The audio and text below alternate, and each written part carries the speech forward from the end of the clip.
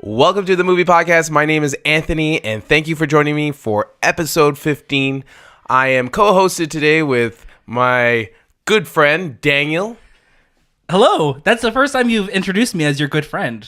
Yes. I like it. My awful friend, Daniel. Oh, I don't like that one as much, no. Today, we don't actually have Shay with us. Shay is in Chicago. He won't be joining us for our for this podcast episode. I was going to say he's in a better place, but is Chicago a better place? It depends on where you are in Chicago. Yeah, definitely. But as always, you can catch a new episode of the movie podcast every Monday across all your favorite podcast services. If you want to be part of the show and give us your comments, suggestions, and corrections, head over to thistimewith.com/talk. That is a good place to go. You should definitely go there.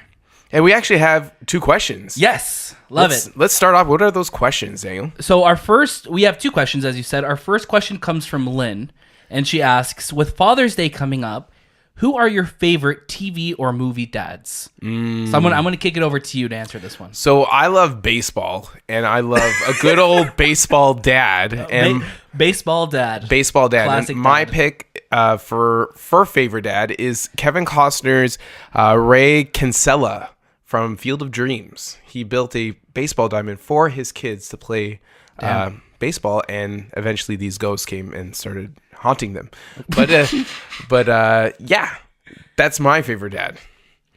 That's a great dad. That's a great dad. I don't know how I could top that. I have a couple. So obviously, like I'm thinking, like, should I go stick with like live action as animation? Okay, because there's so many great animated fathers like Marlin in Finding Nemo and Mufasa in Lion King. Well, yeah, he was like a dad for 5 minutes of the. Well, no, he's Simba, I'm dead. I don't think he says that though. Later on. When he's in the clouds, he's like, "Remember, Simba, I'm dead. I'm dead." And you smoked too much of that. Damn, he's with Timon and Pumbaa though. Yeah. Circle of Life. I would say, like, my other favorite dad, I love Clark Griswold. And for those of you who don't know, Clark Griswold is played by Chevy Chase from the Vacation movies. Yep. So National Lampoon's Christmas Vacation, European Vacation, like all of them. Like, he's so good in it. And you could just tell that he's trying so hard all the time to give his family a memorable experience. And he just fails miserably at every turn, but it's hilarious and it's a great movie. So watch them all. Love the Griswold dad. What other dads do we have out there? I know Shay said Miss Doubtfire for Mother's Day, but I think that's actually it's more appropriate for Father's Day. Definitely. Yeah. That guy did everything he could to he did a lot for see his kids. Right? The Godfather.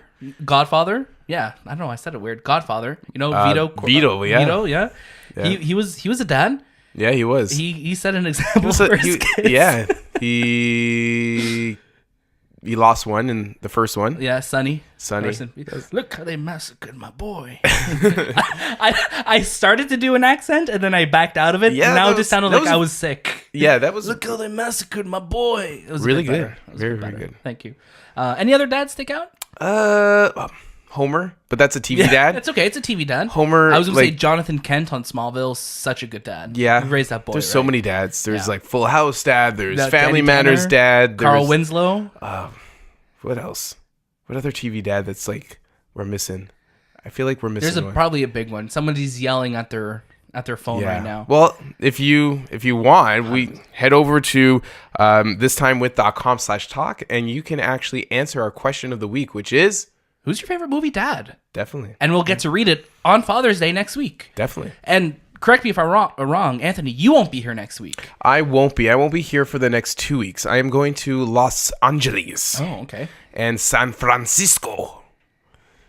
These are 2 places in California that I am visiting. I have a wedding to go to, and then I'm doing a trip to Napa Valley. Oh, beautiful. You're going to do some wine tasting while you're there? Wine tasting and some sightseeing. Every time I think of Napa Valley, I know this is really weird. The Parent Trap, you know, the one with Lindsay Lohan? Yep. Yes. She lives Yes. on a vineyard in Napa. And I was always like, that looks so beautiful. And when I was in California, we never went to that area because California is huge. Yep. But maybe one day. Yeah. It looks beautiful. And you can live your childhood memory of childhood dream of drinking wine on a vineyard or acting as Lindsay Lohan. That's also true. It was one of those two dreams I had. Our next question comes from Will. Will wrote in to thistimewith.com/talk, just like you can, and asked, what are your favorite movie posters? Now I'm going to put an asterisk on this. No Mondo posters, Anthony. Come on. No Mondo posters, Anthony.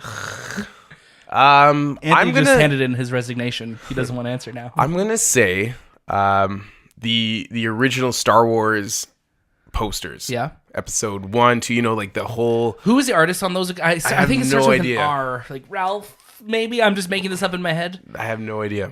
But they still do work. He still does work to this day, this artist.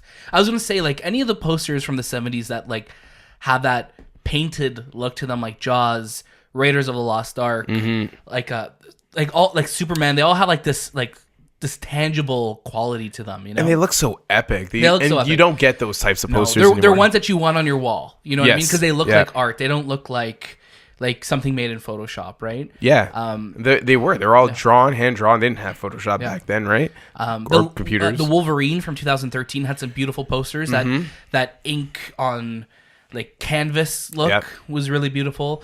We've gotten some cool posters recently too, like Ford versus Ferrari, which we're going to talk about later in the show. And they use like the emptiness. Like they use like they put that white space. The white space, the empty space. So they essentially if you can go look it up online, they have I believe Matt Damon's character and Christian Bale's character right at the bottom of the poster with a little snippet of the car that they're building. Yeah. And above them is just nothing. It's just empty. It just creates this really dynamic look to a poster. Yeah.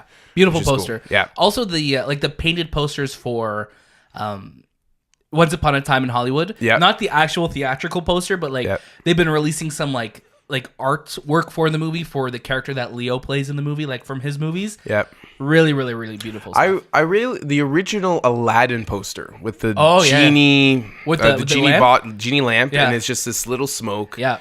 Really, really. They tried to recreate that one with the live action one too. That was the first teaser that came out for it. Yep. I mean, like Disney in general usually is either like amazing with their posters. Like I've loved the Lion King posters. Sometimes they could be on the other side as well too with some of their posters. Yeah. Maybe that's a good question. What's the worst poster? What's the worst poster? What's the last? Remember that poster that we mentioned a couple of episodes back? It was a mystery with little girl. Was it the Nancy Drew one? Nancy Drew. That was an awful like mystery with little girl. Awful poster. That wasn't good. Trash. Though I don't think any poster will ever. It's crazy. Again, we spoke about this last week. X-Men First Class. Yeah. The first teaser posters that came out for that literally look like something that a student who's like 10 years old is learning Photoshop. Yeah. And it's literally a cutout of like Patrick Stewart's wheelchair and like James McAvoy's face like just plastered on top of it. Yeah. One of the worst posters. But The Godfather, those are some... Oh, Godfather. Like anything. Like anyone that like... You notice whenever like movies have unique looking posters, like you want them on their wall. Social Network's another beautiful one that I have it actually, like it's not up right now in my room, but I have it plaqued because I had it up in my old house forever. It was such a beautiful, beautiful poster. Halloween with the knife like, and the pumpkin. Iconic posters. Oh my gosh. Like even the Rocky movies, like the first Rocky one, I absolutely adore it. The Exorcist. Like a lot of 70s movies. Actually, Star Wars Episode 1. I'll give Star Wars Episode 1 credit. Phantom Menace because of the shadow, the shadow of Darth Vader, but it's the picture of young Annie, young Annie. Annie. Batman. Like there's so many out there. There's so many. Blade Runner. Oh my gosh. That look like artwork, right? Yeah. And that's what we love. Yeah. Even like a lot of the John Hughes movies as well. Like. They're very like on the ball and like on the ball in terms of like on the nose. I meant to say of like the plot of the movie is like given in the tagline. You don't really see taglines a lot in movies. Maybe that's a question for another day. Yeah, our favorite movie taglines. Yeah. Again, write into thistimewith.com/talk with some of your favorite movie posters. Let us know if there's ones we're missing. There's definitely ones that we're missing. Definitely. But yeah, let us know and write them into us. Yeah. So a bit of a change up. I know Shay's not here today. We actually don't we are not going to do a traditional topic of show. No, we don't. We couldn't figure out a topic. No, we just without Shay. We are empty. No, but Hollow. actually, there's actually so much news this week. Yeah. And we've been watching so much things this week that I think it's good. It gives us a chance to really dive into what we've been watching in the news that's going on and really give our thoughts on it. Yeah. So without further ado, let's talk about the news. Doo-doo-doo-doo-doo. There we go. That was off a little bit. Let me do that again. Let's do it one more time. Doo-doo-doo-doo-doo. What? Man, when Shay's not here, you're sitting on the different side of the table. Yeah, like the equilibrium. It's off, right? Yeah, it is. I thought it's usually like doo-doo-doo-doo-doo or something like that. Yeah, that was it. Yeah. We'll take mine? We'll take yours. Okay, we'll take mine today. So why don't we start off with the first order of business. Warner Brothers to skip Hall H during Comic-Con this year. And that is coming from Adam Chitwood of Collider. Good old Chitty. Chitty bang bang. This is huge.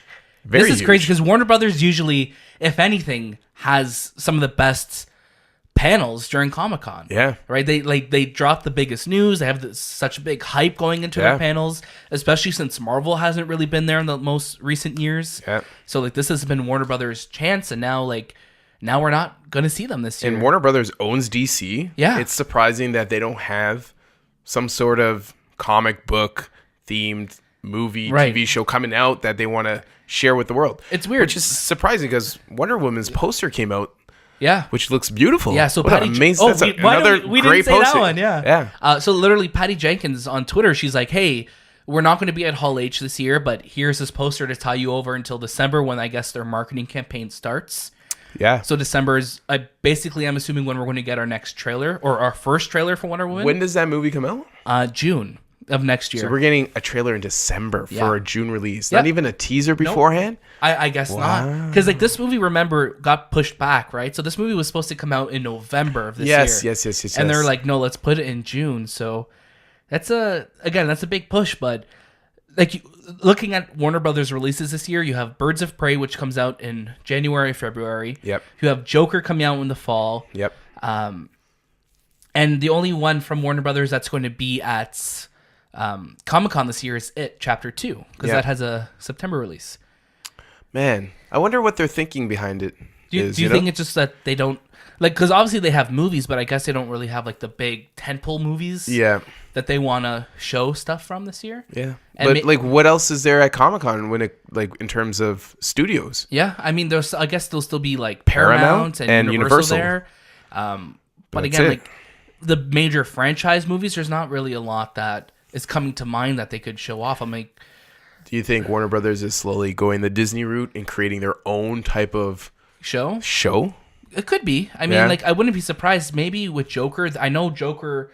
I think they're trying to have a bit more of an awards focus on this movie. Yeah. So maybe they're thinking maybe we don't show a movie that we want to be an awards contender at a giant fan events. Right. Maybe they want to try and separate it that way. Joker's coming out in October. Yeah. So do you think it'll have a TIFF release? It's very possible. There is a very big possibility. I'd be down for that because with all the talent in that movie, it feels like something they'd want to show off at TIFF, right? And last year, I went to TIFF and I actually saw Joaquin Phoenix and he looks so skinny and oh my god, yeah, I remember. It was just I looked over at him. I'm like, man, he looks so gaunt and he's a small dude. He's not a tall dude. He looked like he weighed a quarter. Yeah, I remember when you were sending us photos from TIFF and it was he just looked like he was just in that role. Yeah. He looked really, really you almost saw his skeleton. Yes, it was really It was really, and he didn't want to be seen either. He was running, dodging people, trying to get not the the paparazzi or the autograph hounds. Didn't you met Christian Bale as well too when he was in his Dick Cheney mode as well? Yeah, right? I met him. He was a chubby dude. He was full-fledged. He was a fat man. He was a fat man. Yeah. But he changed so drastically from the trailer that we're going to talk about today. But holy macaroni. His body must just be it's like an elastic band, man. It just goes from any which size. Because your body, if you eat that many calories and then you lose it, and then you gain it again and then you lose it, your body must have some sort of the hell you doing to me? It's just shocking it all the time. To lose that much weight, usually your metabolism kicks in and then it sticks like that for years. And It's you must crazy. be eating a ton amount of calories to sustain. I'll never forget, like, whenever I'd watch the Batman Begins, like, making of. Yeah. And, like, it shows Christian Bale, like, super skinny because he literally just finished playing The Machinist, where he's, like, 98 pounds or something absurd. And then he bulks up to, like, 240 pounds for Batman Begins, and then they told him he got too big for it. And they're like, this is Batman, not Fat Man. And it's like, what he does to his body is, like, it's absolutely... I feel like every time we see him, he's a different person, which is great for... I guess it helps him act, right? Yeah. But yeah, so I mean... Hopefully it doesn't hurt him in the long run. Yeah, seriously. But I mean, with Warner Brothers this year, I mean, we'll have to see what happens. Yep. But I'm hoping they'll take, like, the D23 route or the Disney route and be like, hey, you know what? We're going to have our own event to announce what's coming on the DC film front. We know they're working on the streaming service as well. Yeah. So maybe they want to drop news at the same time like that. Who knows? Yeah. It's all up to speculation right now. Yeah. Let's move on to Tom Holland. So Tom Holland has officially been confirmed as the, what's his name? Nathan Drake from Uncharted. Yes. He will be playing Nathan Drake from the, I guess, the younger version of Nathan Drake from Uncharted. Yeah. This is coming from Jeff Sneider from Collider. Yeah. Now, Anthony, have you ever played any of the Uncharted games? Okay. Except the last one. I have not played the last one. Okay. Is the last one really good? Oh, it's fantastic. Oh man. Like so there's two. There's Uncharted 4 and there's Uncharted Lost Legacy where you don't play as Nathan Drake in that game. Who do you play as? You play as you play as Chloe from the series. Okay, so it's just it's like a spin-off one. Wait, like were they in the game together or no? No. It's okay, so it's a completely different story. Yeah. Oh, cool. Yeah. But yeah, I'll try to play it. Yeah, definitely play it. Yeah. But yeah, so like this movie's been teased for a while. Yes. We know that Tom Holland was attached to it. Now we know that it's finally coming. December 2020 was the number on that. December 18th, 2020. December 18th, which is putting it against Steven Spielberg's West Side Story, which is crazy. Do we need another West Side Story? Probably not. Steven Spielberg wants it. And he's gonna this is one of the Fox movies that Disney picked up. Yeah. The nice thing about this movie, though, I'll be honest with you, Dan Trachtenberg, who was the director of 10 Cloverfield Lane, who was a huge video game player and fan and super passionate about it. Yep. He's the one directing it. Yep. Which makes me very happy because he's a great director and he has such passion for the work. So I'm hoping it will translate well. But again, Naughty Dog is the king of storytelling when it comes to video games. So right. Do we need this? Probably not. Probably because like if you play the game is like a movie, right? Yeah. But yeah, is this part of Sony's new studio? It is. So yeah, it makes sense. It makes sense that this is coming out now. After we had that news of Sony a couple weeks back, now it's Sony's like, hey, let's start planting our flag in places, right? Yeah. I hope it's good. We've seen young Nathan Drake in the games as well, right? And I really like Tom Holland as an actor, so I just hope it's good. That's all I want. If it's Sony loves him to hire him, right? They're just like keeping him in that Sony family, right? So we shall see. Yeah, we'll see. We shall see. But yeah, Steven Spielberg's West Side Story. Really don't need. I'm surprised. No, I'm surprised he even did it. Yeah, I mean, it's such a weird. Like, why would you retell something that's great? Yeah, it's such a classic. Oh, for this next generation, like, go watch the friggin' movie. There's like, what's stopping you? You could rent it. It's stream it. Why are you making it for the next? You know how they always like they market that for the next generation, for Aladdin's next generation. Why? Yeah, just watch the old one. You know. I watch movies from the 30s. It's not even just like 4 generations past my point, you know? But yeah. I love when you get angry on the show. I'm not angry. No, I love when you speak with vigor and passion. Vigor. Our next story. Ooh, this is a sad story. Is it a sad story? Yeah, because like, okay, good. Go ahead and I don't think it's a story you were thinking about, though. I was going to say Warner Brothers and Apple are leading the J.J. Abrams mega deal race. That is not in my list of stories. Oh, is that I must have missed that one. It's okay. I skipped over that one. My bad. No, it's all good. So Warner Brothers and Apple, of all places, are the lead contenders in buying, or I guess bidding for J.J. Abrams' Bad Robot Productions, right? So essentially, they're trying to bid for J.J. Abrams to sign with them, so he can then produce motion pictures. Yeah. So this is coming from Brent Lang of Variety. Though Yeah. no decision has been made, J.J. Abrams looks to be closing in on a destination for a new mega deal for his production company Bad Robot, which could be valued at nearly $500 million. Damn. Sources tell Variety that WarnerMedia is emerging as a frontrunner to land the filmmaker and TV mind behind Alias and Star Wars: The Force Awakens. However, Apple is said to be in strong contention for a deal that could be historic in scope. And I feel like Apple is going to throw the money at him because JJ loves Apple. Yeah. He's already working on them. He was at their event. Yeah. I just feel like he sees where this is going and he wants to be there with them. And Warner Brothers I just don't think they can produce the money.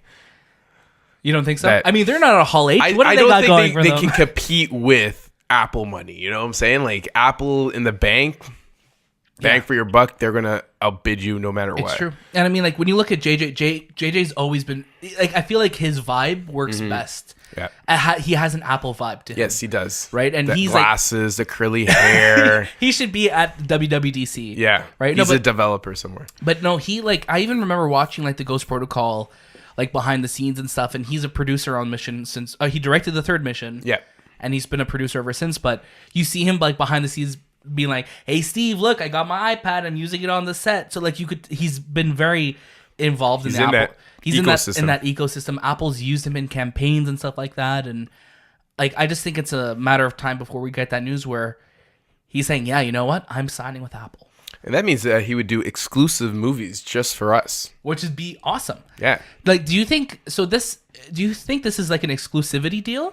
Or do you think this is just $500 million bid? Yeah. I think so. I think it would be like your Because I next. can't see JJ not being in movie theaters. No, but I think like his biggest, like the stories that are coming out of his head are gonna go straight to that. Okay. If Apple is gonna, what was it, landmark contract? Yeah. It'll probably be over like 500 million. Do you think they're just gonna like ridiculously outbid? I would Warner say Brothers? 750 million, 850 million. Imagine it's $1 billion. They just drop. I don't know if $1 you billion on drop. the table. Well, if you're dropping a bill, Yeah. you better have exclusive rights to the next 5 years or 6 years of stories. That's crazy. I mean, I feel like going forward, I feel like this is just like the first domino that's falling of where these major creators are joining forces with, right? Like we've seen a lot of people make deals with Netflix and make deals with Hulu and make deals with HBO, and I feel like now JJ is going to be the next one, right? Now, here's a question. With all the people who've signed with all these other streaming services, do you think Apple is winning the race in terms of creative creators, Yeah. in terms of making like movies for them, television shows? Do you think Apple's winning that race? Because Netflix, they have more misses than hits. Right. And they don't have and they're like in debt from what I've read. They're debt. They're throwing out money, but Apple is not in debt and they have so much more money. Do you think creators will be like, oh, I want to go with them because I don't have to worry about this company going out of business, Right. Or like worrying about not getting the budget I want because they have the money. They actually have the money. I think people will, because Apple is such a unique brand. Apple's like the most recognizable brand in the world, right? Yeah. I think that creators would want to sign with them because they are Apple. Even if Apple hasn't proved anything in terms of the content they could create, but they have proved it as a company that cares about their people and a company that wants to change the world. You know what I mean? So like you could tell like when they had their TV events weeks ago now or a month ago now that this is important to them. Yeah. And at WWDC last week, they opened up the presentation with a trailer for one of their films coming or their shows coming this fall to their platform, Right. which we'll talk about later. Yeah. I just think that people will want to sign with Apple, not even just for the reason that you said, but also because they're Apple. Yeah, it's And, like like, it's like an athlete signing with Nike. Like, would Right. you go with Nike or would you go with Under Armour or New Balance? I think just Apple's proven themselves as a brand Right. That's like, hey, we care about your privacy. Like there's so much goodwill towards Apple from other things that I think it's drawing creators there. And by drawing JJ, by drawing Steven Spielberg, Oprah, Kumail Nanjiani, like all these other big names, when you're signing them, that's going to make other creators be like, hey, you know what? Maybe I should join them as well too. Reese Witherspoon, Jennifer Aniston, Steve Carell, like all these big names are Whiplash, Damien Chazelle. Like there's Brie Larson, like all these big names are Chris Evans. Like all of them are coming to mind now. They're all going to Apple because I think they believe in what they're doing as a company, and I think it's just drawing creators there. So I think people are going to want to stay in that world, and half the phones on the planet are iPhones. So if Apple finds a way of integrating that in their systems, then people have it. Do you think Apple? So from my understanding, Apple is the content that would be on their TV, their Apple TV Plus would be rated at a maybe PG-13. Like as of now, as of now, what they've been saying, they want want to be more family friendly. That restricts or prevents a creator from wanting to join because they don't feel like they would get the option of putting a swear word in there or having what they envisioned this movie to look like, and if that had more violence or had nudity, or do you think that is kind of Apple's roadblock when it comes to this streaming service? I think it definitely can be. Like, like when we heard Tim Cook talking about they want to make content that the whole family could enjoy. Right. That definitely does throw up some red flags of people being like, hey, you know what? Maybe I don't.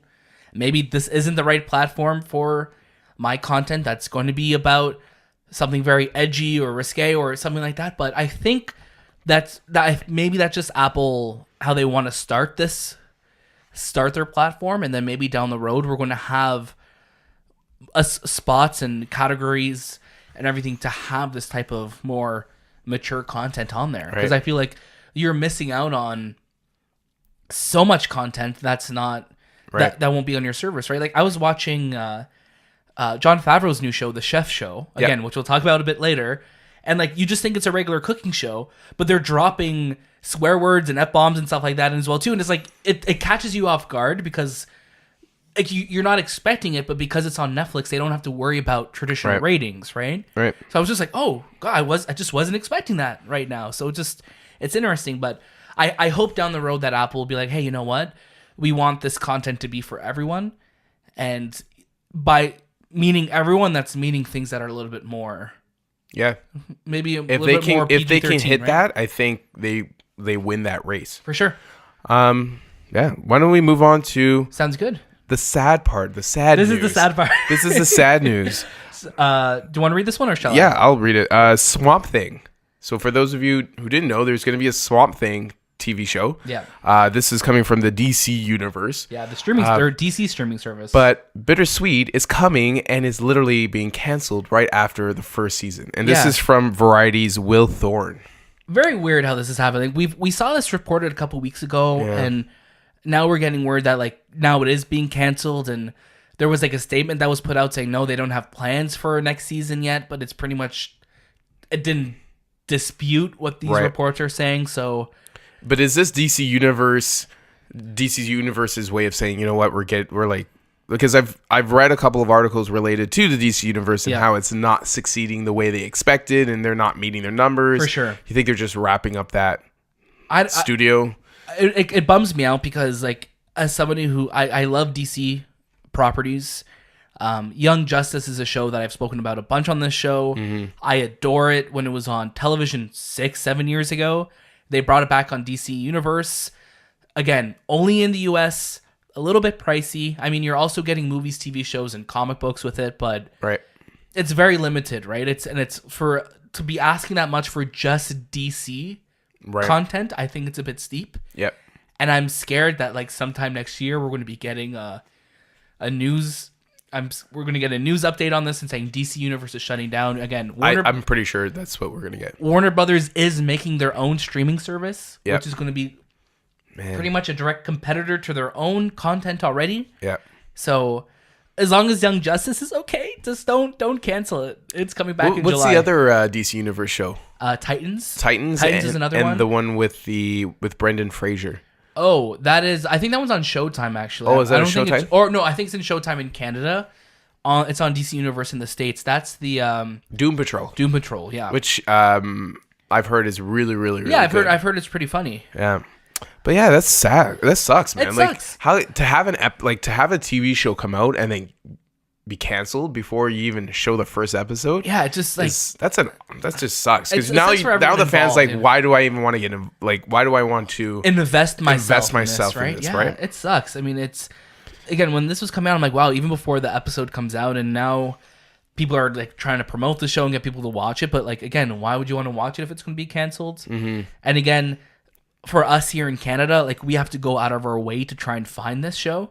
Yeah. And I think that's part of the problem when we're coming to that all streaming future where it's like, if I want to watch this, it's literally making me wait either 6 months for it to come to a cable service here, Yeah. or find a way to download it. You know what I mean? And which, as people who are us as creatives, we love supporting our content, right? And we vote with your wallet. And if it's something I want to support, I'll pay for it.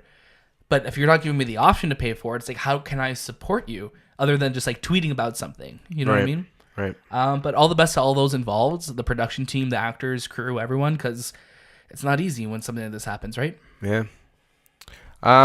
Jurassic World, the animated series. Coming to Netflix. Wow. This is all streaming service news. Yeah, this is all streaming service news. This is coming from the THR, the Hollywood Reporter. Yes. Lesley Goldberg. So I didn't know about this news. This is the first time I'm hearing about it. So Netflix is producing a anime. Is this a CG animated, or is it like a... I think it's a CG animated. From the poster that they released for it, it looked very CG looking. Yeah. So this is a CG animated series that's going to be within the Jurassic World universe. It's called Jurassic World Camp Cretaceous?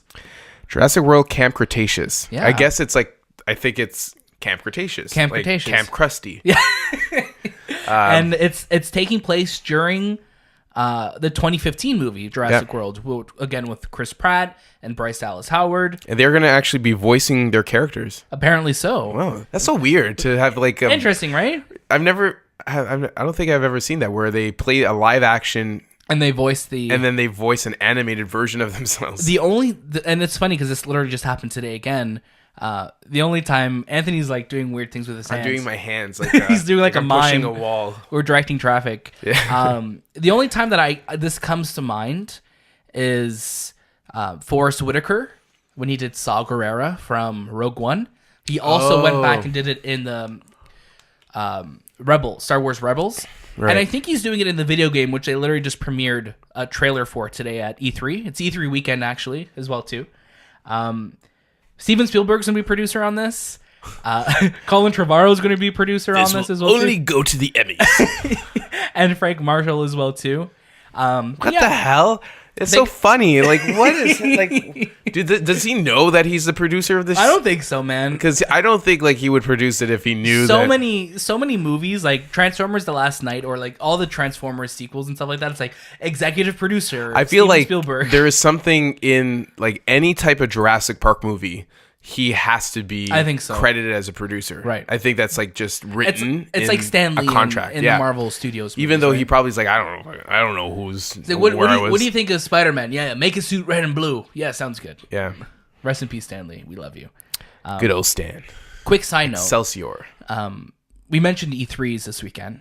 So this is E3's a video game. Are they making a Stan Lee video game? No, not yet. Not yet. I only mention that because sometimes we get video game movie announcements during these things. Oh, that's true. So keep an eye out for next week's episode because we'll dissect if there's any video game movie news or TV shows. Steven Spielberg, again, his name keeps coming up today. Like this guy was like... He's on everything. He was like... what's the military term? AWOL? Like he was AWOL? Yeah. Yeah, where he was gone for a good few 10 years. Yeah. Like I made a movie here and there, but like now he's just showing up. He's everywhere. He's popping his head. He's making enemies out of people. Yeah. He's now showing as like the actual like the king of Hollywood. Yeah, it's crazy. It used to be Mel Gibson. Remember, Mel Gibson was the king of Hollywood until he started like the racist. But I mean, Spielberg is like a verb in this sense, right? But I mean, he's producing a Halo show, and that kind of that started production recently. Yeah. So again, if any E3 video game, movie, or TV show news, we'll report it next week. You play as Steven Spielberg, and you just say no to. Just say no. You just say Steven no Spielberg's to no simulator. streaming services that want Oscar contention. No. No. What else we got on the docket? What else? Can you pronounce this guy's name? I'm going to get a pronunciation right here. I'm going to say Jaume. I'm going to say Wam or Collet-Serra. I'm going to agree with you. He is eyed to direct DC's Black Adam, starring Dwayne The Rock Johnson. Can you smell what The Rock is cooking? Can you? No. No, I don't smell anything. I have allergies. But yeah, finally, this movie seems to be getting some steam. And this is coming from good old Justin Kroll. Yeah, Justin Kroll of Variety. JK. JKV. V. Yeah. Of Variety. But yeah. Finally, I mean, like, Shazam came out successful, moderate success for Warner Brothers, a new line. Great movie. We really enjoyed it. They teased Black Adam in it a little bit. Dwayne Johnson was actually producer on the movie. Yep. Hopefully his movie's getting made now. He's been teasing being Black Adam for I think 15 years at this point. Has it been? No, 10. It's been no, like at least 5 10 years. I think it's been 10 years. No. I'm gonna search it up. Okay. I'm gonna search it up. I'm gonna let you read the rest of this article. 6 years. But yeah, I'm guessing the sources tell Variety that Collet-Serra is in negotiations to direct Johnson in a New Line film, Black Adam, based on DC's character. According to insiders, the film is a priority of the studio following the success of Shazam. That's crazy. That's bigger than Batman being the priority of the studio or Superman. So Black Adam, really, really cool. Daniel, do you have the news? Yeah, so apparently since the early 2000s, he's been campaigning to play this character. Early 2000s. And the project was shelved in 2009 because they didn't have a producer or anything set up. Right. But finally, I mean, and so yeah, what you said, this director, he just finished doing Jungle Cruise with Dwayne Johnson. Did you say that, sorry? No, I didn't get to say that. Okay, sorry. So you were into the future. Yeah, so Dwayne Johnson just finished doing Jungle Cruise with Emily Blunt, who this director, I forget his name. Collet-Serra. Collet-Serra. We'll call him Collet-Serra. We'll call him Collet-Serra. He was just the director of that, and what Dwayne said, he was very impressed of how he handled such a big production. And apparently he's now handing him the torch to direct Black Adam, which I'm all for. I mean, I've been wanting to see this movie. I hope they fast track it and get this going because Dwayne's not getting any younger, even though he's still a Hulk of a human being. I would love to see this movie happen. Okay, so I'm not going to be the bearer of bad news, but this director's filmography is not so great. He did The Commuter with Liam Neeson. He did House of Wax, The Orphan, Unknown with Liam Neeson. Loves Liam Neeson. Nonstop. The Shallows was actually not bad. The Shallows is with who?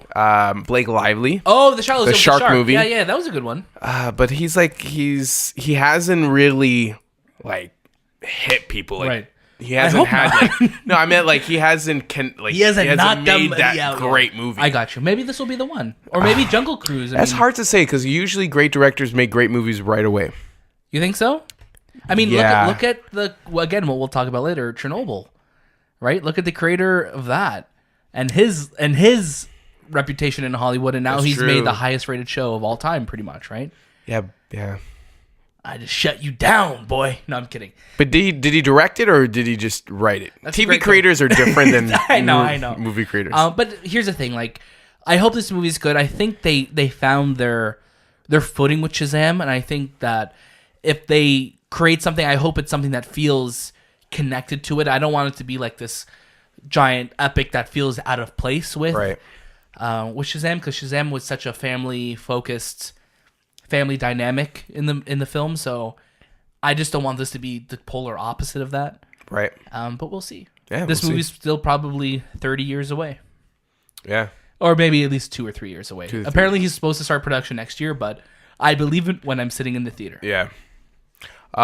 Moving on to another hulky person. John Cena officially joins Fast and the Furious 9. You could have just said another wrestler. That's true. Another hulky person. Another muscle person. Another meaty. Another meaty man. Veiny guy. We told you there's lots of news this week. Anthony D. Alessandro Yeah, it's your from boy. Deadline. From Deadline. He broke the news that John Cena is officially joining Fast and Furious 9. Yeah. Does that mean he's gonna like battle Vin Diesel and The Rock and Jason Statham? So apparently apparently since there's still beef between Vin Diesel and The Rock, there was not going to be... They gotta get another wrestler to fill in The Rock's position. Maybe. So like Vin Diesel posted a video on Instagram back in April with him and John Cena and him doing his, we got family, we got... that was my voice. It's bad. That was not Vin Diesel, but sure. No, I'll try it again. That was Sylvester Stallone. I know, I always do Stallone first. Vin Diesel's just more like gravel. You gotta do Shay's voice. Shay's voice is like, hey guys, what's up? I'm Shay. That's 100% Shay. No, so he posted a video with John Cena. Yep. And teased that he was going to be in it. Now it's confirmed. Said he's going to be in Fast 9, which Dwayne is not going to be in. He confirmed he's not going to be in Fast 9. And man, pettiness. Yeah. So I don't know. Like, just get over it. It's the a Fast freaking and the movie. Furious series they've jumped multiple sharks at this I point. can't wait for the documentary. The documentary of what? 20 years from now. Fast and Furious documentary where they tell the story of all the shenanigans and high stakes behind the scenes. And all the foolishness that's happened. Yeah. What was our spin-off? Oh, Jurassic Furious. Jurassic Furious. One day, I still think that movie could happen one day. I think it could happen. I think it will. I hope so. Netflix will produce it. So will Spielberg. Spielberg will somehow be connected, right? He'll be on it, yeah. But yeah, I mean, John Cena, sure. I mean, he's been really trying to prove himself as an actor. What do you think he plays? A villain? You think he plays a car, a muscle car? He plays a muscle car. Vin Diesel has to drive him. I'm John Cena. Like, can you see him though?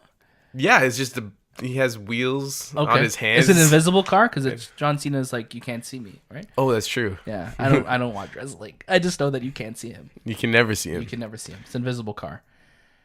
Okay, but yeah, I mean, we'll see. I mean, this movie's supposed to come out next year or the year after. Yeah, Fast and Furious 9.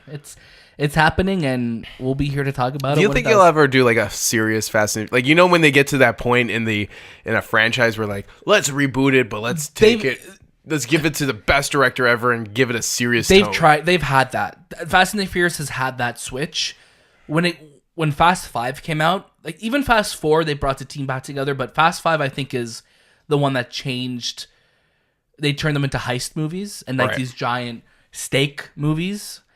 And since you don't think they'll ever go back to like it's just stealing cars and racing, soup them up, and family. They're saving the world now. I mean, we're looking at Hobbs and Shaw, exoskeleton. They're in space. Idris Elba's Black Superman in that. Yeah, he's like he really is Black Superman. Like, oh my god, my god, this we're about 2 months away from that movie. I can't wait. I here's the thing with Fast and the Furious. I have a love-hate relationship with it. Mm-hmm. And I think there's some really good movies in that series. I think there's some really bad ones. I think the most recent ones, as ridiculous as they are, have been the weaker ones. Yep. But I got to hand to them. They are absurd, and they embrace it. Yep. So that's all I'll say about that. Yeah. What other news? Do we have any other news? Some quick, shorter stories. To finally end this segment. Because we're running a bit long for our news this week. Yeah. Like I said, there's lots of stories. Some quick ones. Sigourney Weaver is returning to Ghostbusters, the sequel, which is coming out next year. She also might have confirmed Bill Murray returning as well, too. What did she say? That he might be returning. Oh, she's like, yeah, he's returning. What? Yeah, she basically said that she's excited to come back and to work with everybody again. I think if she's returning, I think the whole crew's returning. It would make sense, right? And it's also, Ivan Reitman's son. Right. And I think they want to kind of pay. Is Ivan Reitman still alive? I'm not too sure. Should we let's get a fact check on Let's get a fact check on it. I think he is. But yeah, so I mean, she's going to be returning to the series. This is after, again. Yeah, he is. He is still alive. Man, Ivan, if you're listening to this, I'm so sorry. Man. We're so sorry. We thought you were dead. Yeah, so it's nice that they're going back to the roots. Nothing against the reboot from, was it 2016? But obviously didn't connect with people. No. And now it looks to them that they're trying to rekindle that old nostalgia for it. Are you a fan of Ghostbusters? Was Ghostbusters anything for you growing up? Ghostbusters? Did I slur my words? You went brushers? I was doing my Sean Connery. Yeah, I thought you were about to have a stroke. No, I was doing my Sean Connery. Ghostbusters. Sean Connery showing up for the Ghostbusters. He plays one of the ghosts. I would imagine being haunted by a ghost with Sean Connery's voice. Just be like, kill me. Hey there, boys. Just be annoying and Their dog's name. Dog's name is Indy. I love the I called you Ghostbusters. Junior. Yeah, I wish they continued with they only have 2, right? It's like they're missing one. It's like there's they like only this. have 2. Ghostbusters 1, which is great. Ghostbusters 2, which is not good. Yes, but I'm saying Ghostbusters weird because I'm saying it fast. Yes, I'm okay. I promise you, listening, I'm okay. But yeah, I'm really excited if the whole crew comes back. Yeah, it would be cool. Yep. We shall see. Our final story this week, a bit of another one with Steven Spielberg. Of course, we should have like a section in our podcast. Section? What did Steven Spielberg do this week? So apparently, this story broke. This comes from AV Club, from William Hughes, and the story broke a couple days back. And in the story, Michael Douglas says that Steven Spielberg, quote, "I hate movies, Spielberg." Sorry, I'm going to say this again because it made me laugh. Michael Douglas says, "Steven, I hate TV movies, Spielberg." Killed his best shot to win at Cannes.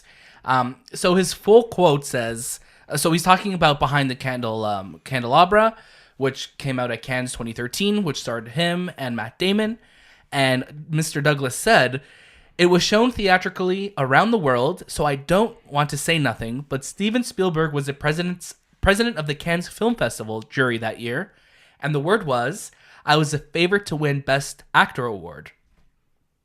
He put the kibosh on that because it was an HBO film. So when I now see that argument and beef about Showtime or Netflix in this case doing feature films, I think they've got to get this all resolved. Yeah. And Michael Douglas just won a Golden Globe for his performance in one of Netflix's original series. Yeah. Yeah. So, I mean, Douglas has been around a long time. Yeah. Obviously, like himself and his father, of course, is Hollywood royalty. What do you think about this? So this goes back to our first episodes of Spielberg. It's surprising because it's Michael Douglas. It's not like it's not like a young director. Yeah. It's like someone who, I guess, at the same time as Steven Spielberg was rising, Michael Douglas was rising at the same time too. True. So you think they would have like this camaraderie and respect. Yeah. But it's not surprising. I think he wants to kibosh the streaming services. And again, this is from 2013, so Spielberg may have been a bit harder on it then, because this is again 6 years ago. Yeah, we didn't even know about this until now, so God knows what he was doing. Did we even call them streaming services in 2013? No, it was just like Netflix. It was just Netflix, right? It was like, oh, we're making a thing of think of Netflix of groceries. It's like, oh, you can stream it. It's like Netflix of music. It's like, oh, that sounds weird. But yeah, it's weird, right? Yeah. No, and Douglas was amazing in he's pretty frank about it too. 100%. Like, I feel like you get to a certain age in Hollywood where you just don't care. Yeah. It's like, I'm just gonna say what I want to say. Well, I think they're taking a page out of this generation's thought process, and where they want to say what is on their mind. Sometimes it can come off awful, and then sometimes it can be too literal. But he said it, and you know what? I'd rather have transparency when it comes to these kind of things. Yes. That's the word, transparency. Transparency is the word of the podcast, ladies and gentlemen.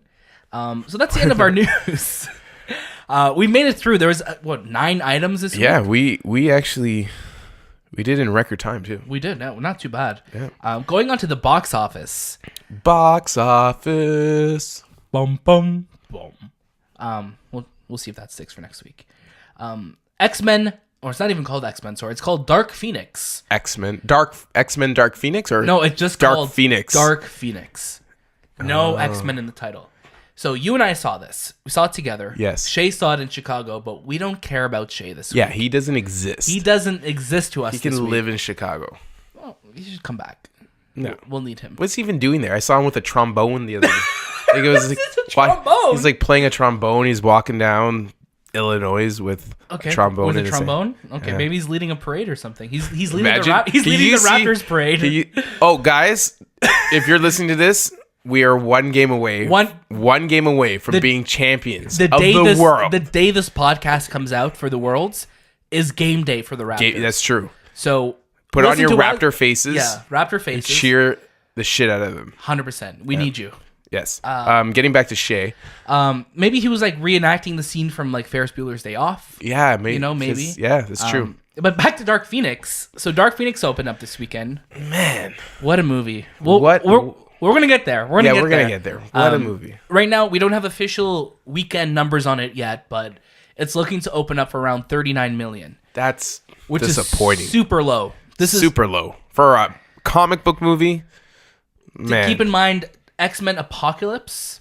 So X-Men Apocalypse, which was the last X-Men movie, opened to. Let me get the actual numbers here for you. Give me 1 second. I will fill in.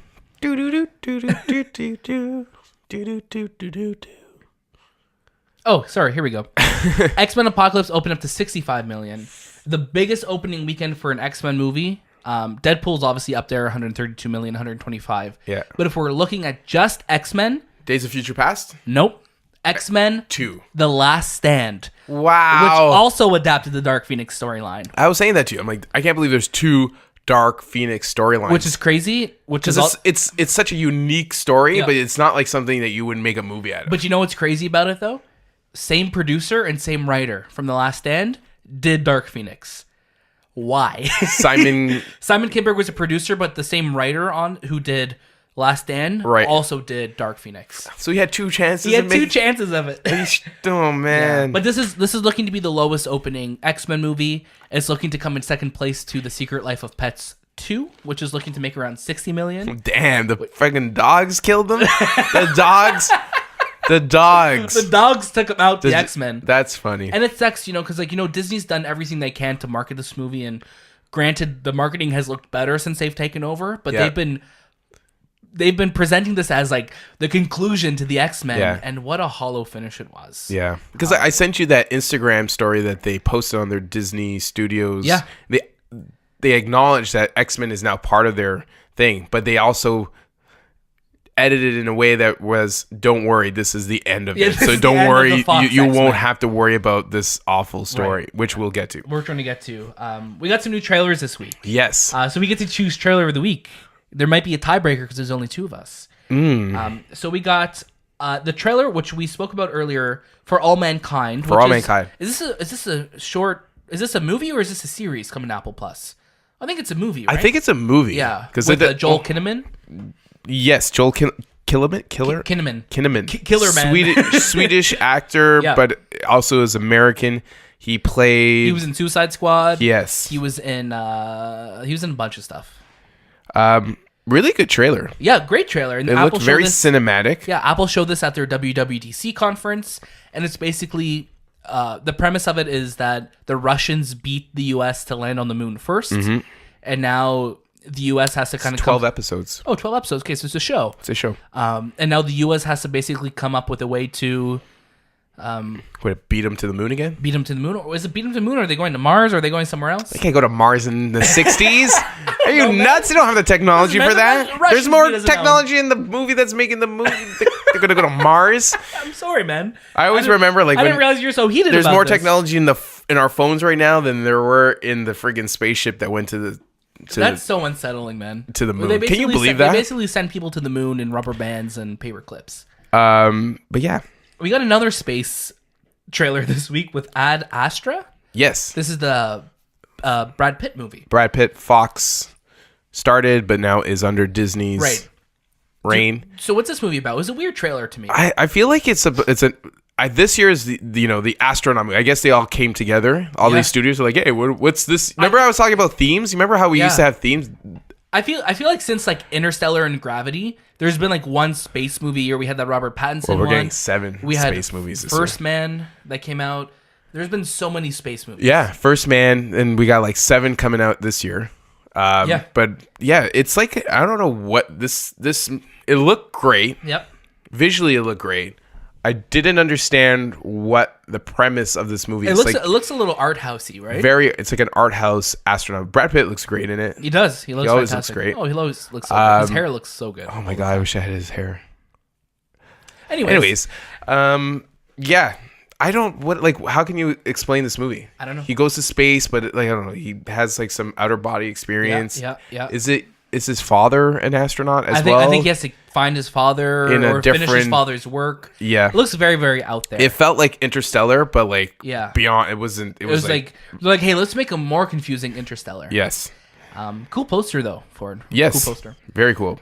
We got another trailer for Scary Stories to Tell in the Dark, which is Del Toro's produced project coming out this year. Yes. Looks quite Guillermo del Toro. This is my movie. We always see him when we watch movies. He's like there. I'm like, sorry to all of our Mexican listeners. Sorry, Carlos. And we got there's another trailer I didn't write down here, but Bridget Runs a Marathon is another. It looks like a comedy type movie. Looks pretty cool.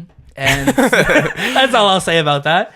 And Ford versus Ferrari. So take it away, Anthony. Are we doing trailer of the week? Talk about it. This is my trailer of the week. Me too. Ford versus. I mentioned in previous podcasts I'm a big car lover. Yes. This is a historical story in the universe of cars. This is when Carroll Shelby, the guy who built the Shelby Mustang and Shelby GT 500 and 350, who's played by Matt Damon. Yep. He is hired by Ford to build the car that would kill Ferrari during the 1966 24 Hours of Le Mans. So back in the 60s, Ferrari owned Le Mans. It was that was their thing. And so Ferrari was making beautiful cars and that looked beautiful and won races. Ford, on the other hand, not so much. They're more like American blue collar cars, right? Yes. Muscle cars, yes, but not, when a turn happens, couldn't control it. Yeah. So they hire Carroll Shelby to build this car called the GT40 and hires Ken Miles, who is a British race car driver. Played by Christian Bale in this movie. Played by Christian Bale. And it tells you the story of how important a driver is to a car, because without a driver who understands a car, you can't make a car. You literally can't make a car. I'm not the biggest car person, but I do love car movies, especially when they're done well. Yeah. Because you got to understand that, we drive, but to be one with a car and to be going at that speed and making those turns, that's hard. Yeah. That's very difficult. And this movie is directed by James Mangold. So this is his first movie after Logan. Yep. And he's one of my favorite directors working today. I love Walk the Line. I love Copland. Copland with Sylvester Stallone and De Niro and Ray Liotta. Yeah. He's such a great director, and Sylvester should have got an Academy Award for that movie. 100%. Because since that movie, he decided not to do anything Oscar-worthy. Yeah. Except for Creed. Snubbed that year. He's nominated, but he didn't win. Yeah. Another time. Poor guy. But this trailer was fantastic. Fantastic. What a beautiful, beautiful trailer. And I cannot wait to watch this movie. And man, he looks skinny. Christian Bale looks so skinny, man. I'm like, damn. Matt Damon still looks like Matt Damon. Matt Damon is Matt Damon with a hat. Yeah. And an accent. And and John Bernthal is in it as well, too. You know, from Shane in The Walking Dead and from The Punisher. And he's a great actor, too. I feel like he's always the secret sauce in movies. Yeah, he plays Lee Iacocca. Yeah. He was the Ford president or CEO at the time. Especially if you ever watch my God, why am I blanking on the name? Oh my God, why am I blanking of the name right now? I don't know, Daniel. Let me fill in until you find it. He's in oh my God, I'm blanking on it. John Bernthal? Punisher? No, yeah, from The Punisher. He was in oh my God, it's one of my favorite movies in the last couple of years. Guys, just close it. Just end the podcast. Just end it. Daniel, you ruined it. I'm Shay is laughing right now with his trombone. See, fucking plate. He's just wah, wah, wah. Yeah. No, I'll get the name of it, but I feel like he's always the secret sauce in some of his movies. He just always plays such a good role. Yes. He's obviously Wolf of Wall Street, Baby Driver, Fury. He was really good in. The movie I was talking about though is Wind River. I don't know why that slipped my mind. Amazing movie. Amazing movie. The last 3 minutes of that movie, my gosh. Amazing. But buckle up, Dorothy. Yeah. Who's Dorothy? Because this what's the saying from The Matrix? Remember, he gives the. Oh. Yeah. Now who's blanking? Wait, Shay would have remembered. buckle up, Dorothy, because this baby's going bye-bye. Something like that. Oh, I'm missing a word there. Okay. But yeah. Shay's yelling at us probably. He's like, what? You're ruining everything. All that work. He sounds like Steven Spielberg now. But definitely, hands down, Ford vs. Ferrari, our trailer of the week. Definitely Oscar contender, I'm saying. 100%. I'm going to say Best Actor for Christian Bale nomination. You think so? Best Director for Mangold nomination. I'm not going to say winner because you can't. Supporting actor, Matt and Damon. Best Picture. Oh, and Best Picture, I think so too. But they don't really actually have it. It's so funny. They have Ferrari in the name, but no one is actually playing anyone from that side of. Right. Unless I'm missing something. Maybe. Out this week, we got Men in Black International. Yes. Shaft. The Dead Don't Die. And The Last Black Man in San Francisco. So yes, that's actually, we talked about that trailer a while ago. One of our first episodes, yeah. Beautifully shot. Stunning. One of the nicest trailers this year, too. If cinematography on point, I think you can watch the trailer on YouTube or Vimeo. Yeah. Beautiful. It's like, I would say it's like an art house, but independent. Indie, very indie. I could see it being like an awards contender as well, too. Yeah. Best indie. Any of these films interest you this week that you want to check out? Probably Men in Black. Yeah? International. How about Shaft? No. More like Skip it.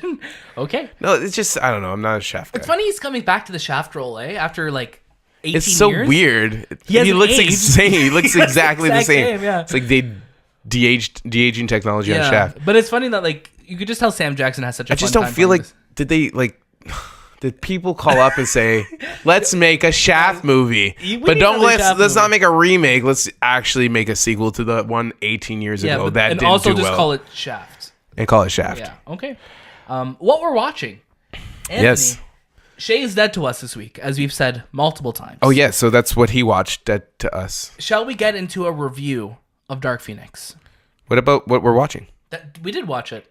No. Oh, we're going to talk about that first? You don't want me to talk about what I did? Let's start with that because we'll end on a high note. Okay. How about that? Because I think there's not much left for us to say. I put out my a review voice is of cutting out. I put out a review of Dark Phoenix on our YouTube channel, which I'll have linked in this. I have not watched that. Is it just you sitting in the trailer crying, or is it you? It's me sitting here, right where I am right now, in a chair, crying. But like your back towards the camera and crying? No. It's a close up of my eyes. Ooh. So you could see my eyes just. Does your eyes turn like the Dark Phoenix eyes? Yeah. It's a genetic mutation. Okay. I think my biggest gripe with this movie, other than it not being good, is that it feels so far removed from what was set up with X-Men First Class, even Days of Future Past. Like, these don't feel like the same characters anymore. No. This doesn't feel like the same worlds. No. You're supposed to care for, Jean Grey and Scott Summers and like Cyclops and Nightcrawler. And like, I feel like everybody in this movie, I mean, again, this is just how it looks. Like, nobody brought their A game acting. No. Everyone feels like they're just there for a paycheck. Because like, I felt like just flat. Jennifer Lawrence thought she was bringing her A game, and she wasn't. She was just like super like militant sounding and just super like removed from what she was saying. And she's super like not Mystique. Yeah. She's like literally zero makeup. Yeah. I feel like they just did her head. And like none of her body. No, yeah. You could tell, like, when you see like a picture of her from like First Class and Days of Future Past compared to now, it's like night and day difference. She wanted out of that movie. She wants out. And you could just tell they were all kind of finished with it. But what a boring story. So boring. Is this a spoiler alert? No, I think. Do we have to say spoiler alert on this part? Well, you could say spoiler alert, but I feel like if you're going to be listening past this, then just know that we're gonna. It's in a comic book. Go read it. Go ahead. What a boring story. Yeah, is that a spoiler? That's a spoiler. No, freaking Jennifer Lawrence dying, or Mystique dying. But they basically showed that in the trailer. That's true, but they didn't show how. You see that Jean like threw her, and then they cut to a funeral in the next scene in the trailer. Yeah, but you never know, right? Whose funeral is that? Yeah, didn't say Mystique, right? But they literally, when you're going back to watch the trailer, you're just like, oh yeah, they literally just showed it to us. So basically, like, Jean goes to space. They have a space mission. Charles Xavier's kind of a dick in this movie as well too. Like, he's like, he loves the fame now. But they really didn't portray it well. Like, and there's not like, none of the things that are set up in this movie feel like they were built here, right? Yeah. So she absorbs the Dark alien Phoenix, diarrhea or the in Phoenix. space. I think that was the villain from Green Lantern that she absorbed Yeah. in space. And basically she starts to do bad things, and her power, she comes back to Earth, and they're like, wow, your power just is off the charts, and they're like, okay, you're good to go. Yeah. Like, And she's like, oh, I feel so great. Yeah. Oh, I feel so amazing. And then we're not exaggerating. like, They literally said that. and then 5 minutes later, she's like, oh my God, I don't know how I feel. I feel angry. And I don't know. I don't. then It's she like, just- there's a lot of I don't knows. Yeah. And you need to know. Yeah, and here's the thing that kept repeating throughout the whole movie. Yeah. Like, that was her one note in the whole movie. It was just, or her one song. She just kept that every scene she was in. Oh, I don't know, I can't control it, and then I'm gonna kill people. It's like they took it right out of the comic books. Yeah. Because remember that the Phoenix character was created like in the 70s, which sometimes some parts of that book was not well written, Right, and and it that's the was written that way where she was like, I don't know, and then like it was just horribly written for this 2019 list viewers, right. you know. And there's the thing, because Jean was never really set up to us to be like a character that we like in this world yet. Yeah. She was in Apocalypse, but she didn't have the major role in that movie. It was the other lead characters in it. So like we're supposed to focus on her and care about her, but we don't really get that. All the other X-Men are just background here. Yeah. Do you think Warner Brothers? Oh my God. Disney or not Disney? Fox thought, okay, we got Sophie Turner. She's huge in Game of Thrones. Yep. Let's build a story around her. And what other story can we build? Phoenix. I And guess we're gonna so. bring in the money. And then they're like, okay, and this is going to, like, obviously I don't think they knew this was going to be the last X-Men movie. Yeah. Because this movie ends with it basically showing that, hey, There's a chance that she comes. chance that she's there. And Jessica Chastain is in this movie as well, too, who plays an alien. And literally, she does not act in this movie Man. at all. I wonder how much they paid her. I don't know, but apparently she's going to be in Simon Kinberg's next movie. And this was like an incentive for her to be in the next movie if she said yes to this one. Because literally, she has no emotion in this movie at all. Well, she's supposed to be an emotionless alien, but like she like just her acting of it was just awful. And like, yeah, it just sucks because like there's no one likable in this movie. I don't want to go too deep into the negative of this movie because I feel like it's ending, it's done, and for them to say that this is the conclusion, it's not. I feel like Logan is where the series could have ended and been so much better. So much better. But it's here, it happened. I thought there was some great visuals. There's here's the thing. There were some cool moments where I feel like if they lean into that more, like anytime Magneto was on screen, I was more interested because I'm biased because I love Fassbender, but also his scenes were actually better because he felt like he at least brought it. Except the part with the plane where he's like spasming. Oh, the helicopter, and he's just like his arms up in the air. You know that like, always oh bothers me too. Like you could tell they're on wires when they go up and down. Yeah, because literally every time they fly away, they never fly away naturally. They always go like stiff and like almost like Christopher Reeve Superman. Yeah, like, just go straight up in the air. Or he like there's a point where like for some reason Jean Grey, after all the hate that she's done, she's like, let me go find Magneto and ask him how to not hate anymore. Literally, that's a plot point in the movie. The guy who hates everyone. The guy, you know, it's like, it's just, it's craziness. Our review said skip it. If you're interested in X-Men, I think watch it when it comes to streaming services and just see why it happened as it is. But you're not missing anything. You don't have to go watch this. And it shows why it's having the box office that is, because it has the lowest reviews of any X-Men movie. Yeah, which is crazy to think. Lower than X-Men Origins Wolverine. And the last. It wasn't that bad though. I would watch those movies first though, because those movies at least have action and enjoyable action sequences in it. Right. Dark Phoenix was just boring beginning to end for me. There wasn't anything that I feel like I'd want to revisit. Speaking of things that we want to revisit though, what have you been watching, Anthony? So I started. Well, I went to where was it? Rotten Tomatoes. I went to 2018. Yep. And I typed in top rated movies of 2018. And the first one, I forgot what was the first one was. I think it was like Infinity War or something like that. The second one was 8th Grade. Yeah, I've been dying to watch this. And this was on Netflix, so I thought, okay, let me watch it. And my gosh. Good movie? Great movie. Yeah. But the anxiety I have for the children of today and what they have to go through what, like, I never, like, what's the age when you're in grade 8? 14. 14. Yeah. You're missing a couple of years. You're going back? No, man, you're 14 in 8th grade. I don't think you're 14. Yes, you are, man. Okay, let's do the math, Yeah? Daniel. You have a calculator? What do you need a calculator for? Okay. You're 13, you turned 14 in 8th grade. I think I was 13 in age, or 12. You were 12 in 8th grade, I man. was one of those special, those kids that got ahead. You're part of I was Charles Xavier's gifted. School for the gifted youngsters. Anyways, these kids, my gosh, they have to go through what they have to go so through much, with right? social media. Like, they portray social media in such like in a light that is just such a negative light for these kids.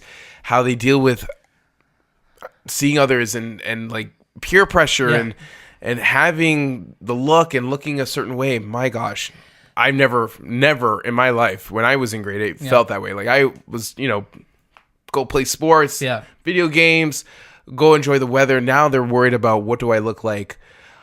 Do I have a boyfriend or girlfriend? Do you have to engage with people? Like, do you have to, like, it's scary. And here's the thing. I'm dealing with weight issues right now. Yeah.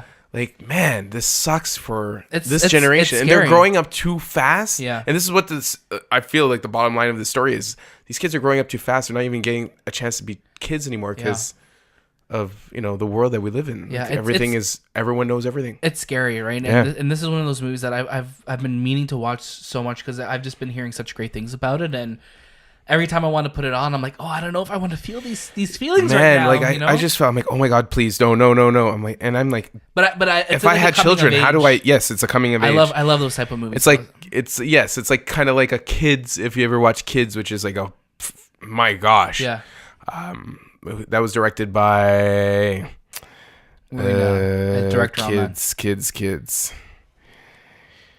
It was directed by Larry Clark. Okay. Yeah, that was a Miramax film from the Weinsteins. These stories, they always they hit hard because I feel like, man, I never thought I would never be in that situation or feel that, but I guess that's what they go through. It's true. Yeah, I mean, with social media for me, like, it was starting to come into. I remember when I was in 8th grade, Facebook pretty much just started happening or took off. Yeah, it became one of those things that you didn't need a university email for, and I didn't end up getting Facebook until I was in 9th grade. Yep. Or the summer going into 9th grade. I got Facebook when I was in college. Yeah. Like, and even then, I felt like my parents were like, "Oh, I don't know if I want my kids to have a thing online," because, like, again, this is 12 years ago, and, like, being online then was just like, "Oh, you're online with chat rooms with, like, people that you don't know," but it wasn't like that, right? A world of things that you can't possibly anticipate, and feelings of, like, especially with the divide between parents who aren't on social media. Like, how do you explain to a parent, like, "Oh, my photo didn't get enough likes," and you're like, "What? Okay, so likes are a good thing." Like, it's like there's that miscommunication there, right? But yeah, I gotta watch it. And it's directed by Bo Burnham. Bo Burnham, yeah. He's a comedian, actor. But yeah, really, really good movie. Watch it on Netflix. I'm gonna watch it. I've been watching First Class. I watched Days of Future Past, and I skipped through the majority of X-Men Apocalypse this week. I also checked out Eddie the Eagle, which I'm a fan of the movie. It came out a few years ago, directed by Dexter Fletcher, who did Rocket Man, of course. Also watched Godzilla, King of the Monsters, finally. I just wasn't engaged in it. I found the story really silly, even for giant monsters. It was just really dumb. Yep. And I started watching The Chef Show. The Chef Show, yes. Yeah, so I love Netflix. Like, if Netflix does anything well, it's food shows. It's food shows, right? They're so good. So this is Jon Favreau's show. It's basically in the vein of his movie Chef. Yep. But it's him cooking with Roy Choi. Yes. Going to different kitchens. I was watching an episode today with Gwyneth Paltrow where she forgets that she was in Spider-Man Homecoming. Right. Also, there was an episode where it's basically, you could tell that they shot this over the last couple of years. Yep. Where they shot, it's basically like a dinner table in a restaurant with, like, the Russo brothers, Jon Favreau, Kevin Feige, Tom Holland, Robert Downey Jr., and they're just kind of going around. Is Kevin Smith in that one too? No, he's not. No. Okay. But they're just there, like, enjoying food and talking about food, and I love when conversations are happening while people are eating, because that's just such like a... They used to do that. There was a show about that. I just loved it. It's like such a family dynamic, and I love that so much. So it's a really cool show. That's the one that I was saying that had swearing in it, and I wasn't expecting like someone to drop like a fuck in it. I was like, oh, okay. Yeah. Tom Holland's at the table. He's a child. I don't know ears. I don't know why I said it in that voice though. But so that's really good. But there's another show that you've been watching. Chernobyl. My gosh. Did you finish it? I'm on the last episode. Okay. It's a mini series, 5-series story about on HBO about the Chernobyl incident that happened in 1986. Right. Growing up, I always heard about Chernobyl, and I always thought they always said, "Oh, there's this nuclear event that happened." And I always thought, "Oh my god, a nuclear bomb!" But it never clicked in. Like there nuclear energy, and there was another type of nuclear power and all that. And I never understood the devastation. I'm like, okay, so it's just a power plant. Like it didn't explode. So, but I didn't understand the long-term effects, and even that the first 24 hours of the effect. And this story did such a great job of explaining what happened, who it affected, the consequences, the environmental consequences that is still happening. The first episode scared the shit out of me. Yes, it scared the hell out of me watching it. It's shot like a horror movie. Yeah, a horror movie, not a horror. No, it's shot like it's really scary in terms of how it's shot. I will rewatch this show. I can't wait to watch episode 2. So I just finished episode 1. Like basically the reactor goes off, and like you're seeing it's almost like a virus. Like you're just seeing people trying to get away, and like people are throwing up. You see their skin turning red. Like they have like this. You're not able to comprehend what's happening. Yeah. There was that scene that stuck out to me so much where it's like all these families watching it from like miles away because they're like, oh my god, look how beautiful this looks, because it's like a giant fire beam of light, and then you're seeing the particles in the air going on their skin, and like you're not thinking anything of it. It's such a beautiful shot, but it's literally particles. It's like snow. It looks like snow. It looks like snow, and kids are dancing around in it and stuff. Yeah. And then the first episode literally ends with like a bird falling out of the sky. Yeah. And it is just terrifying. I can't even the part where they go into the reactor where it exploded. And these guys are literally just they're bleeding like instantly. They're just bleeding out of their body. And it literally looks like almost like a zombie virus is breaking out. And it seems like this is how powerful substance of uranium can do to someone's body instantly. It's absolutely terrifying. Yeah, you'll see in later episodes how it actually changed people, like firefighters that went in there. There's that scene where the firefighter looks up and he's going into literally the epicenter of this nuclear breakage, and he doesn't know that in 24 hours he's literally going to disintegrate. It's terrifying. It's terrifying. Honestly, terrifying. And like honestly, like it's such a well done show. The show. So we made a joke about this earlier. The show is written and created by Craig Mazin. And for those of you who don't know Craig Mazin, he's actually directed. He's written the Hangover. He wrote The Hangover. He wrote Rocket Man, not the one with Elton John, the one from 1998. That awful movie that I always used to go on Family Channel. He wrote a lot of. He wrote Scary Movie 3, Scary Movie 4, so superhero movie, Huntsman's Winter's War. Like it's like he's pumped out a lot of bad comedies, and then he's like, you know what? Let me just stunt on everybody. And drop the highest rated series of all time right now in IMDb. Yep. And even the director, John Rennick. Yeah. He what did he direct? Majority of his directorial stuff is just music videos. Yeah. Crazy, right? Just music videos. And this series is beautifully shot. I think HBO was so smart to release this after Game of Thrones, because definitely they lost a bunch of subscribers after Game of Thrones ended. Mm-hmm. But this is a show that I haven't stopped seeing people talk about on social media. Yeah. It's just absolutely It will win enemies. Yes, it's going to win enemies. It will win Emmys and Golden But talking Globes. about enemies, I heard Russia is saying that, you know, this is not what it was. We're going to make our own movie. Guys, it was just ash in the sky. Yeah, it was just salt that exploded. It was snow. It was snow. Don't worry about it. Don't say nothing. Those people didn't melt. They did not melt. No. They were aliens. They were just happy to see you. You know, it's not too bad. Here, drink vodka. drink this. It's all good. Yeah. That was my Russian impression. Thank you very much. That was mine too. I think we should do the next episode all in Russian. Yeah. Not Russian like the language, just the accent. Yes. I think we could pull it off. I think I could pull that one off. Was there anything else that you were watching this week? No. That was all. That was it? Yeah, after watching Chernobyl, I still have to finish it. Like, what could you watch after that, you know? Yeah. Yeah. Usually you want to go to another, like, devastated, like, do you? destructive. Or just go completely 180 and just be like, let's watch something really happy. Probably. I probably would watch some food shows. Yeah, 100%. After watching Chernobyl. But let's honestly, go watch some food. I can't wait to finish it. I'm going to hopefully finish it this week. Yeah. Again, it's a heavy watch. So have you been watching Barry? I haven't gone, but because I decided to go to Chernobyl, right? Shay's been watching Barry. He could talk about that next week. Yeah, Shay.